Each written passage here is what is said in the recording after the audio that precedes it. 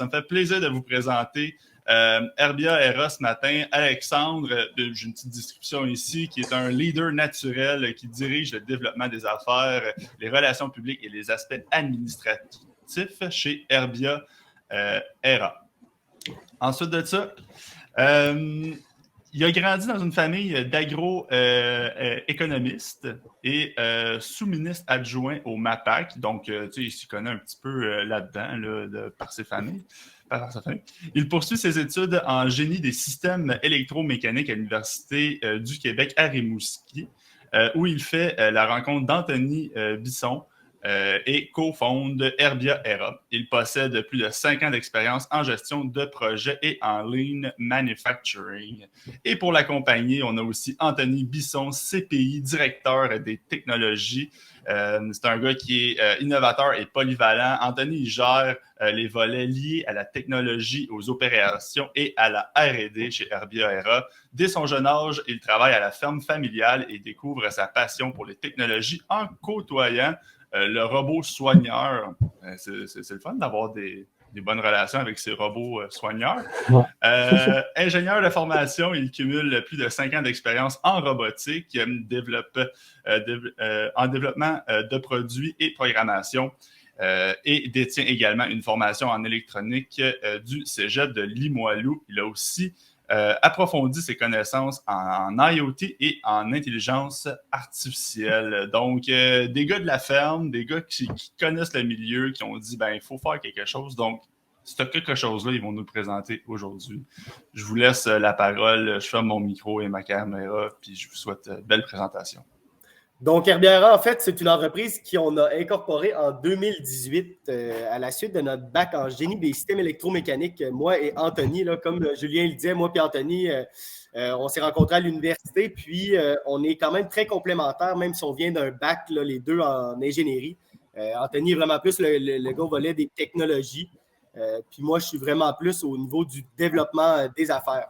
Donc, c'est vraiment comme ça que nous, on avait une vision complémentaire, puis une vision durable et intelligente là, de l'agriculture de demain. Puis on trouvait ça intéressant d'amener nos connaissances technologiques dans le monde de l'horticulture.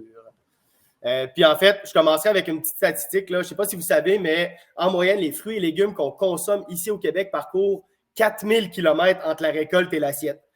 C'est énorme comme impact environnemental que ça l'amène. Puis tu sais, on est bien conscient qu'on ne peut pas tout faire pousser au Québec.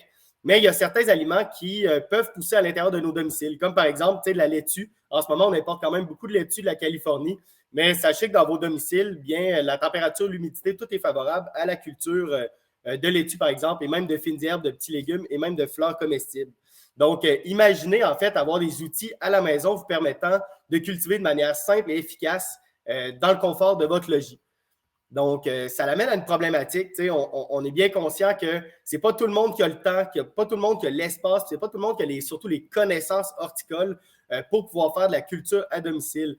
Puis en fait, les gens, on est tellement débordés dans nos vies qu'on ne veut pas se rajouter non plus des problèmes ou des troubles supplémentaires à la maison. Donc, c'est un peu la problématique qui se présente, le pourquoi que les gens ne cultivent pas une partie de leur alimentation à leur domicile. C'est pourquoi que moi et Anthony, on a démarré l'entreprise, puis on avait vraiment comme mission, puis on a toujours comme mission de renouer l'être humain avec l'horticulture, tout en embellissant là, les espaces.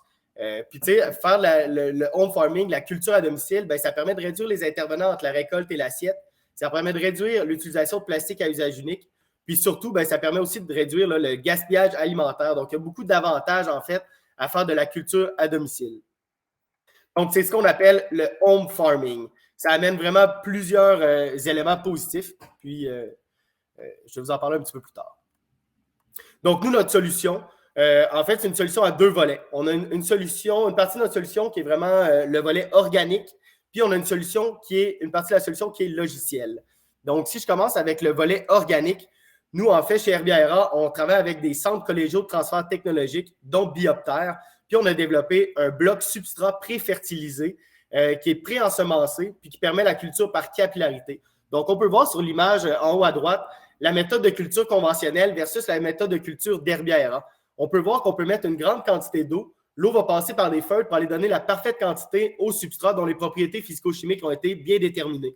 Donc, ça permet de mettre une grande quantité d'eau puis de ne pas nécessairement se soucier là, de est-ce que j'ai trop arrosé, pas assez arrosé ma plante. Donc, ça lui donne une autonomie, puis ça enlève les besoins de jouer avec l'aspect des nutriments, contrôler le pH ou l'électroconductivité. Donc, c'était vraiment important pour nous d'amener ce volet-là technologique à notre solution, puisque ça enlevait toutes les pompes, les valves, les moteurs, puis les potentiels de bris. Donc, c'était vraiment important pour nous, cet aspect-là. Donc, on a développé cette partie-là de la technologie, qui est notre substrat. Puis, ce qui est intéressant du substrat, c'est que c'est scalable et c'est modulable. Là, on le présente sous forme du home farming, mais je ne vous cacherai pas qu'en ce moment, cette solution-là aussi est bien surveillée par le monde aussi de la culture en serre. Ce volet-là peut être très rapidement, là, mais on détient 100% de la propriété intellectuelle, là, puis c'était bien important pour nous, chez Herbiera, de contrôler là, puis de posséder 100% de la propriété intellectuelle. Je laisserai peut-être un petit 2 minutes à Anthony là, pour parler de l'aspect de la solution, le volet plus logiciel. Oui, pour l'aspect logiciel de notre produit, on a été vraiment dans le développement tout à l'interne.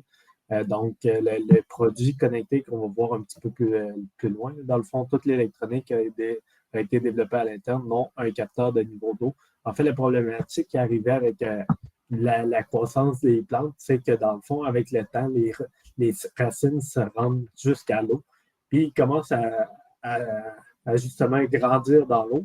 Puis au début, on utilisait un capteur de niveau d'eau vraiment normal, style une flotte.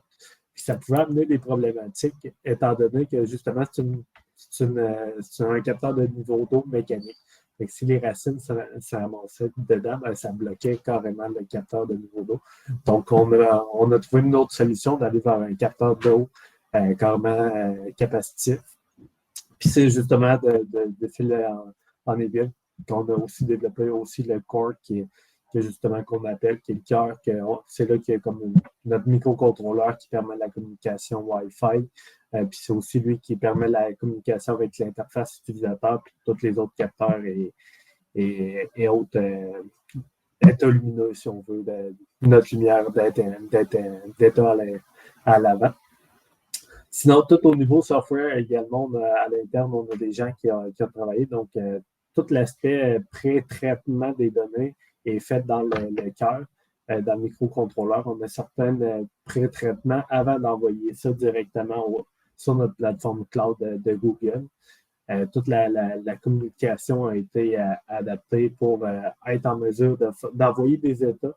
Donc, on a un certain contrôle à distance à partir du cloud, en fait, de notre application qui passe par le cloud pour envoyer une commande, si on veut, en fait, par le cloud. Donc, je prendrais par exemple, nous, on a une lumière à l'arrière qui est une lumière d'ambiance.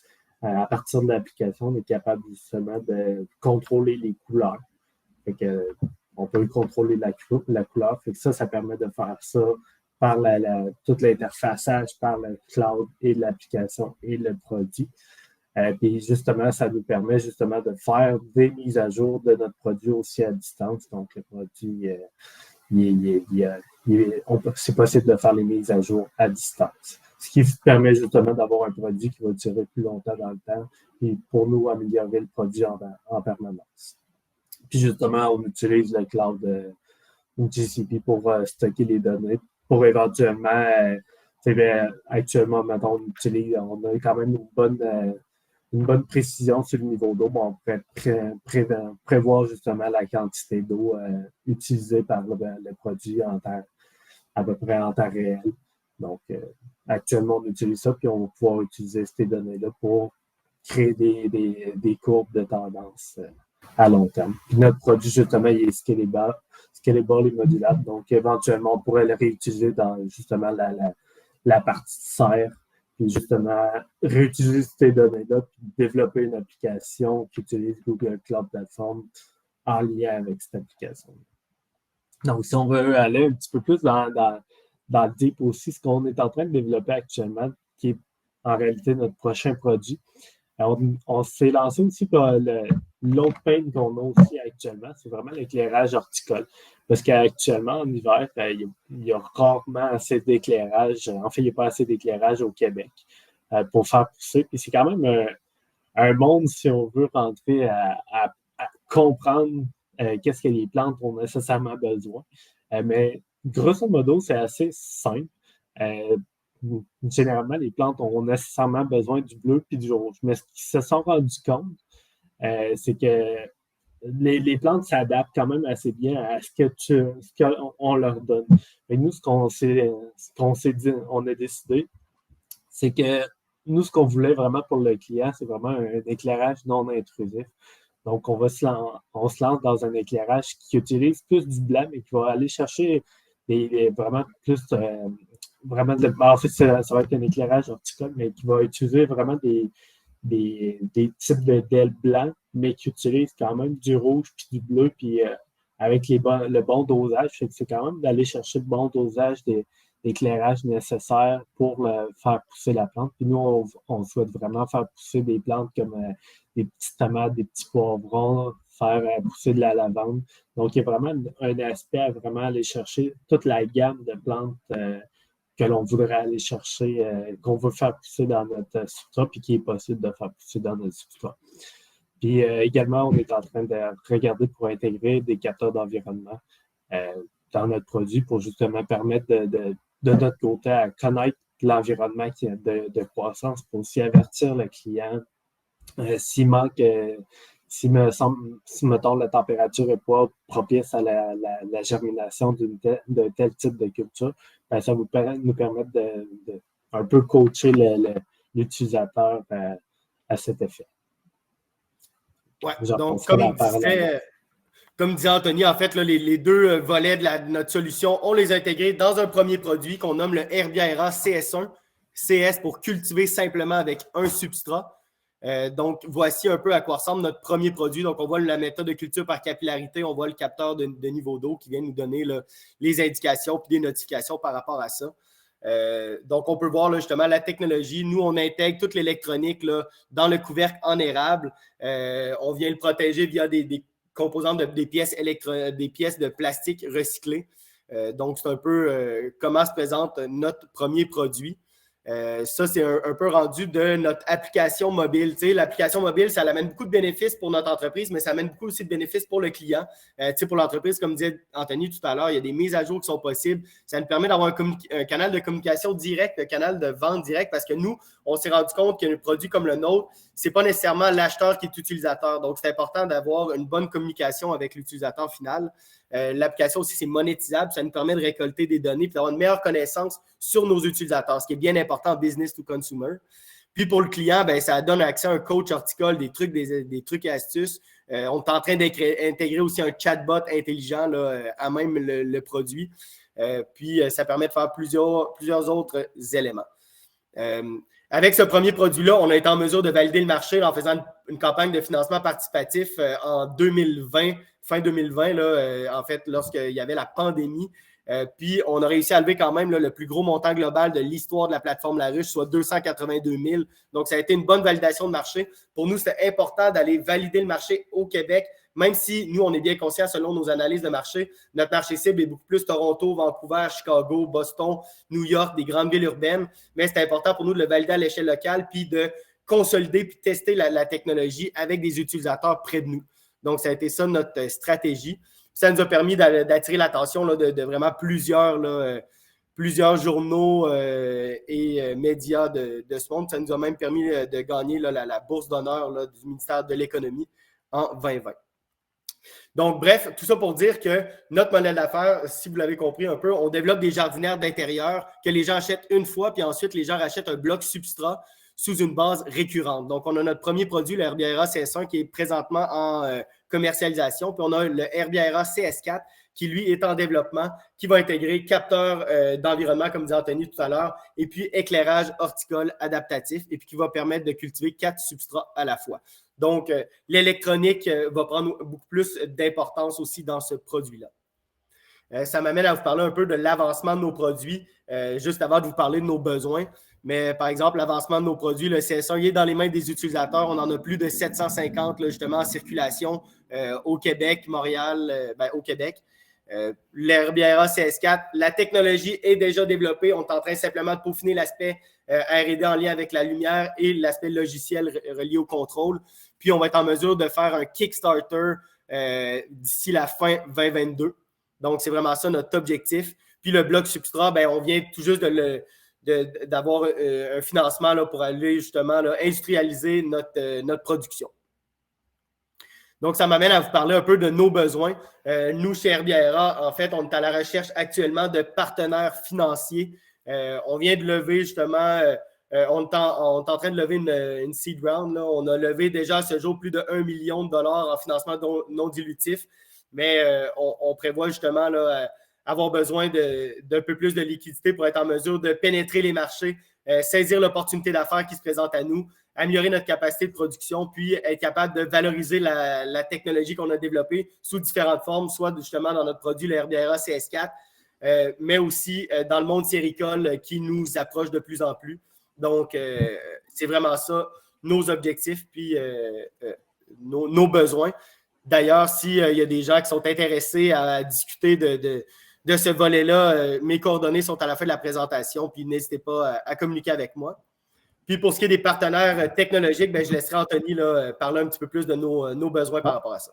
Au niveau partenaire technologique, on en regarde vraiment au niveau de l'assemblage de produits, style un 3PL également, là, tout ce qui est logistique, assemblage. Je crois que, si j'ai bien compris, sur le site, c'est les les assemblages niveau 1 ou quoi de genre, si je me rappelle bien. Sinon, au niveau tout du prototypage rapide, haute résolution, ça aussi, on avait un besoin à ce niveau-là pour vraiment le développement du CS4, justement, d'ici la mi-mars, pour être en mesure d'avoir un produit qui look bien et qui est présentable en tant que tel. Et au niveau de l'approvisionnement des capteurs d'environnement, je sais que les dernières nouvelles que moi j'avais eues, puis j'ai vu un peu dans les questions tantôt au niveau de l'approvisionnement pour l'électronique, je vais en revenir un peu après.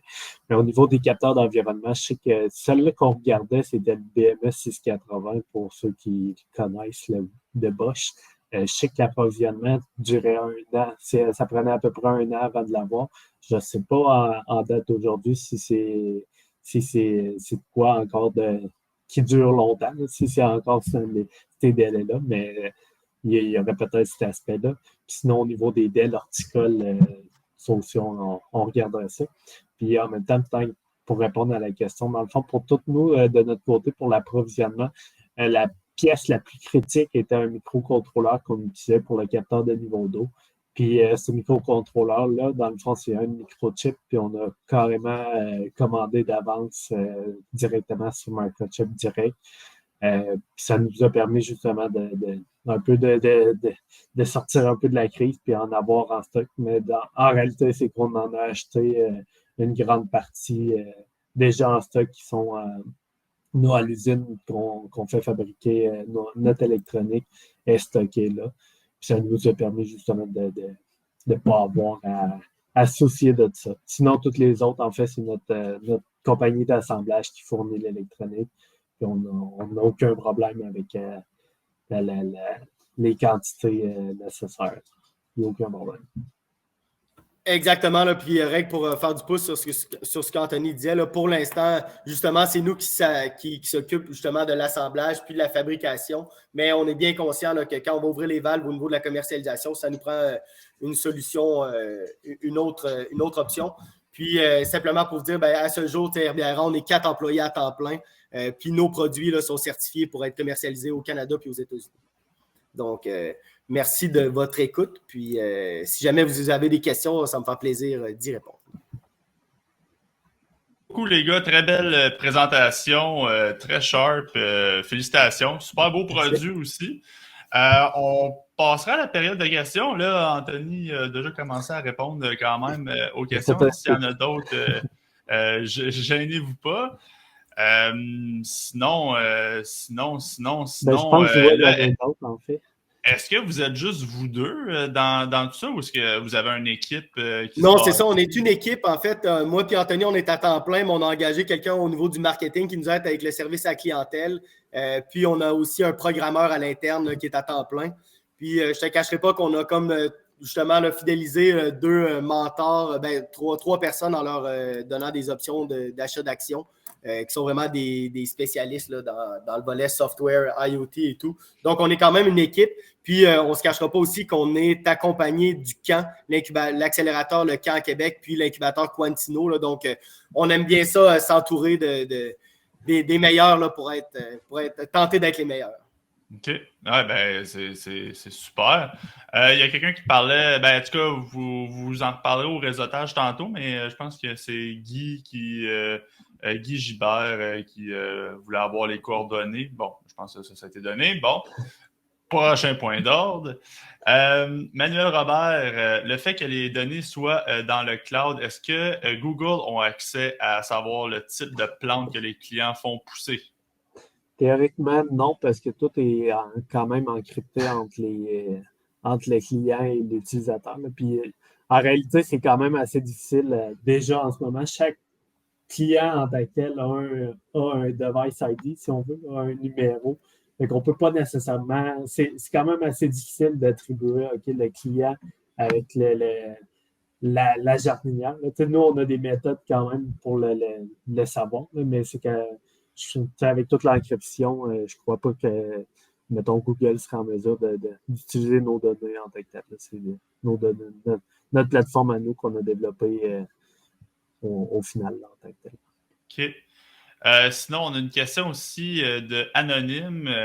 En quoi ce produit se différencie de la compétition, notamment des serres rotatives en termes de prix, efficacité et coût de revient? Parce qu'on s'entend que c'est quand même une solution qui n'est pas donnée. Je suis allé voir sur votre site. C'est pas donné pour un petit plant de basilic. Faut que tu en fasses pousser là, du basilic.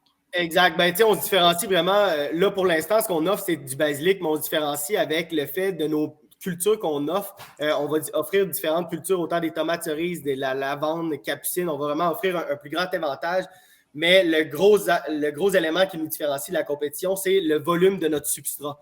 Notre substrat est plus gros, permet aux plantes de les amener à maturité, puis il y a les nutriments, les fertilisants et tout à l'intérieur pour justement les amener à maturité. Donc, plus besoin d'aller contrôler l'électroconductivité, aller rajouter des nutriments, diluer des nutriments dans l'eau puis les mettre à l'intérieur. Il n'y a pas de pompe, pas de valve, pas de motorisation, donc aucun potentiel de bris. Donc, admettons que tu mets ça dans un condo d'1 million, puis que tu t'en vas en voyage un mois de temps, puis que tu reviens, puis et ta pompe a brisé, puis a tout fait briser ton système. Ben, nous, c'est impossible avec un produit comme le nôtre. Puis, il y a vraiment l'aspect IoT connectivité qui, par exemple, pour les produits destinés aux consommateurs, que ce qui est sur la compétition, ne mettent pas de l'avant nécessairement. Puis nous, on veut vraiment mettre ça de l'avant parce qu'on sait très bien que il y a un des problèmes qui est le manque de connaissances horticoles. Donc, on veut vraiment, via l'application, être en mesure de coacher les gens. Puis, rien que pour vous donner une petite idée, ben, on est prêt à aller aussi loin là, que de, par exemple, tu as devant toi ton cellulaire, tu scannes ta plante, puis il y a une branche en rouge qui va te dire justement, c'est elle que tu es mieux de couper pour favoriser là, la culture puis avoir des récoltes abondantes. Okay. Donc, c'est vraiment de là qu'on se démarque. Puis aussi, on ne se le cachera pas, on trouvait que sur le marché, ce qui était destiné à la culture pour le particulier, c'était tous des objets de culture qui étaient destinés à être cachés dans un sous-sol. Outre, par exemple, le NovaGrow qui est très beau, mais qui permet simplement de faire des pousses. Nous, on trouvait que c'était tous des éléments qui étaient soit cassants ou qu'on allait se ramasser dans un sous-sol. Nous, on veut que les gens ils voient ça un peu comme de l'art vivant. Donc, on met ça sur les murs. Notre prochain produit s'installe comme un tableau vivant. Ça se met comme un cadre sur un mur. Donc, on veut aussi se différencier par le look haut de gamme et éco-responsable de notre produit. OK. Super. Ben oui, effectivement, je pense que c'est un beau produit. Tu sais, je veux dire, tu veux l'exposer chez vous. C'est vraiment quelque chose de... J'étais hâte de voir le développement de ça. Je rajouterais peut-être un petit point, là, Julien, là-dessus, là, mais une de nos forces de notre technologie, c'est qu'elle est scalable et modulable. Puis, tu sais, rien ne nous empêche, dans un futur rapproché, d'avoir, par exemple, rien que la combinaison réceptacle-substrat, puis un petit réservoir, tu sais, qui est vraiment bas de gamme, accessible à tout le monde, disons ça comme ça. Donc, nous, on a été plus vers justement bâtir une marque, une notoriété, mais ensuite, rien ne nous empêche de décliner la technologie. Puis, par exemple, avoir juste ce volet-là de la technologie, par exemple, dans des grands distributeurs. Oui, effectivement. On commence à viser une niche de gens peut-être un peu plus aisés pour ça, puis après ça, décliner, je pense que ça vous met un pied dedans, puis les gens ne sont pas trop gênés d'ouvrir leur portefeuille si vous visez ce marché-là. Donc, Good job, super, félicitations, une bonne main d'applaudissement à tout le monde. Merci beaucoup. Super. Bon, Cool, yeah. donc,